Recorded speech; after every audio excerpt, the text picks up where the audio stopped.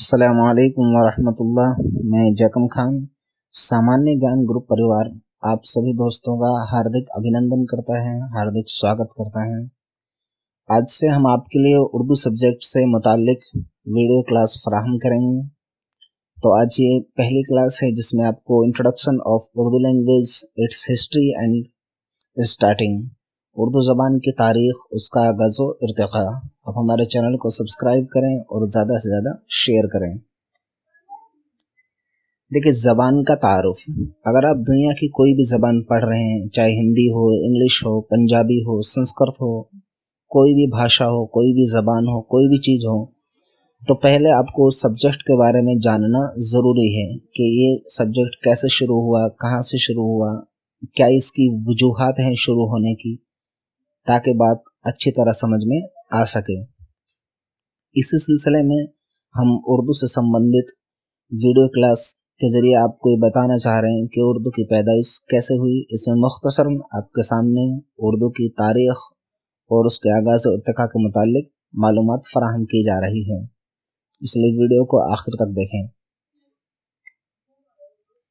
देखिए, ज़बान का तारुफ, उर्दू ज़बान की तारीख़, आगाज़ व इर्तिक़ा। इस पूरी दुनिया में 5 से 7 हज़ार ज़बानें बोली जाती हैं। जो ज़बानें आपस में यकसानियत रखती हैं उनको हमरिश्ता ज़बान कहा जाता है। एक अंग्रेज़ माहिर लिसान सर विलियम जोन्स ने ज़बानों का तक़ाबुली मुताला किया था। तक़ाबुली मुताला का मतलब होता है कि दो भाषाओं का तुलनात्मक अध्ययन करना, या एक भाषा का अन्य भाषाओं से क्या कंपेयर करना, उनको क्या तुलनात्मक अध्ययन करना, इसे क्या कहते हैं, तक़ाबुली मुताला। दुनिया का सबसे बड़ा लिसानी ख़ानदान हिंद यूरोपी लिसानी ख़ानदान अलसिना है, जिसकी कुल 11 शाखें हैं। हिंद यूरोपी ख़ानदान अलसिना की एक शाख हिंद आर्याई शाख है। उर्दू ज़बान हिंद आर्याई ख़ानदान से निकली है। देखिए, जो हमरिश्ता ज़बानें हैं, इन हमरिश्ता ज़बानों को एक ही ज़िमरे में रखा जाता है, इसलिए इनको लिसानी ख़ानदान कहते हैं। यानी जिस ज़िमरे में हमरिश्ता ज़बानों को रखा जाता है उस ज़िमरे को लिसानी ख़ानदान कहते हैं। देखिए, हर ज़बान का एक ना एक ज़बान से ताल्लुक़ होता है, रिश्ता होता है। इसी तरह उर्दू का संस्कृत से गहरा ताल्लुक़ है। उर्दू ज़बान का संस्कृत से गहरा ताल्लुक़ है। उर्दू की माकूसी, हाइया आवाज़ें और 10 मुसव्वतें ये वैदिक संस्कृत में मौजूद हैं। संस्कृत के खात्मे के बाद प्राकृत ने जन्म लिया, या यूं कह सकते हैं कि प्राकृत संस्कृत की ही कोख से पैदा हुई। प्राकृतों की कुल 5 किस्में हैं। नंबर 1 शौरसेनी प्राकृत, नंबर 2 मागधी प्राकृत, नंबर 3 अर्धमागधी प्राकृत, नंबर 4 महाराष्ट्री प्राकृत, नंबर 5 पेशाची प्राकृत। उसके बाद देखिए, उर्दू की असल शौरसेनी अपभ्रंश है। उर्दू की जो असल है वो क्या है, शौरसेनी अपभ्रंश है, जो शौरसेनी प्राकृत से पैदा हुई। इसका हुदूद अरबा मध्य प्रदेश का इलाका है, जहां संस्कृत परवान चढ़ी। 5 प्राकृतों में सबसे कदीम प्राकृत अर्धमागधी प्राकृत है, ये नंबर 3। तमाम प्राकृतों में सबसे पहले जो कवायद मुरत्तब किए गए वो महाराष्ट्री प्राकृत में मुरत्तब किए गए हैं। लफ्ज अपभ्रंश, देखिए, अपभ्रंश का मतलब होता है बिगड़ी हुई जबान या बिगड़ी जबान। अपभ्रंश लफ्ज का पहली बार इस्तेमाल भरत मुनि ने किया था। भरत मुनि जो नाट्य शास्त्र के रचयिता हैं, उन्होंने लफ्ज अपभ्रंश का पहली बार इस्तेमाल किया।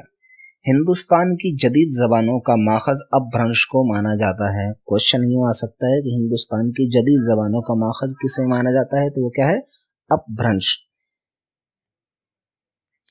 अपभ्रंश को तीसरी प्राकृत होने का दर्जा हासिल है।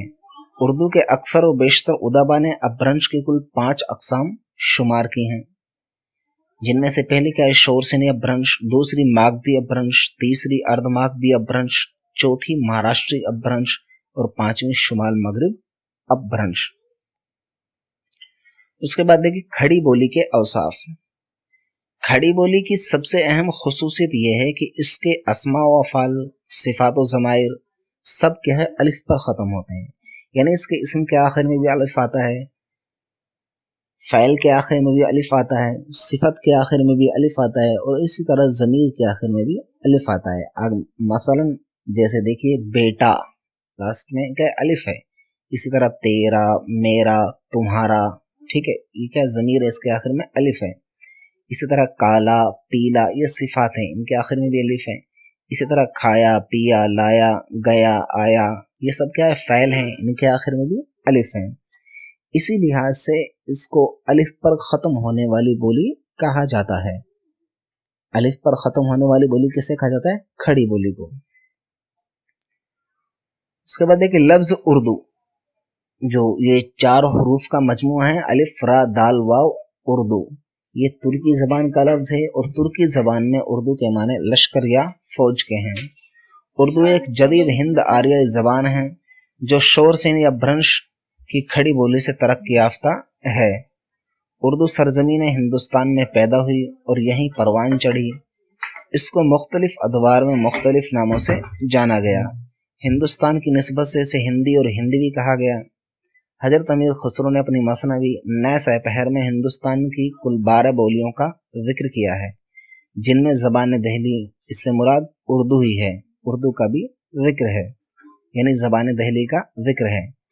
इसके अलावा उर्दू ज़बान को उर्दू मोरला, ज़बान दहली, रेख्ता और हिंदुस्तानी वगैरह नामों से भी जाना गया है।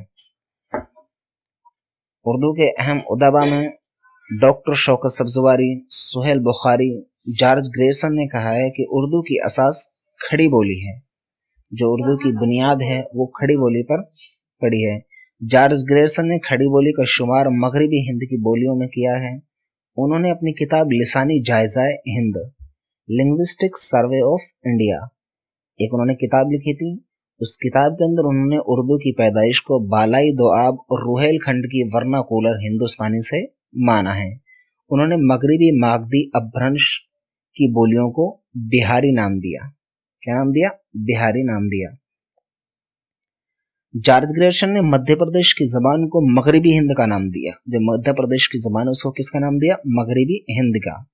और उसकी बोलियों को 2 हिस्सों में तकसीम किया। देखिए 2 हिस्सों या 2 गिरोहों में। मगरबी हिंद की कुल बोलियां बताई हैं 5, लेकिन कुल हिस्से बताए हैं 2। ये याद रखने की बात है। उनमें से पहला हिस्सा क्या है? अलिफ वाव या बिल फतह वाले ग्रोह में कौन कौन सी भाषाएं? ब्रज भाषा, कनौजी और बुंदेली शामिल हैं। और अलिफ वाले ग्रोह में खड़ी बोली और हरियाणवी शामिल हैं।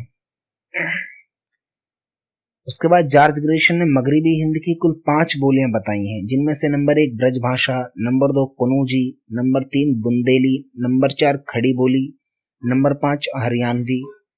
आगे देखिए हरियाणवी को बांगड़ू, जाटू और गवार कहा जाता है। अगली वीडियो के अंदर हम आपको उर्दू ज़बान से मुताल्लिक उदबा के जो अक़वाल हैं और हिंदुस्तान के आइन में उर्दू का क्या मकाम है, उन तमाम के मुताल्लिक मालूमात फराहम करेंगे। अगर आपको कोई बात समझ में नहीं आई है तो आप हमें दिए गए नंबर पर मैसेज कर सकते हैं और ग्रुप के अंदर भी आप मैसेज कर सकते हैं।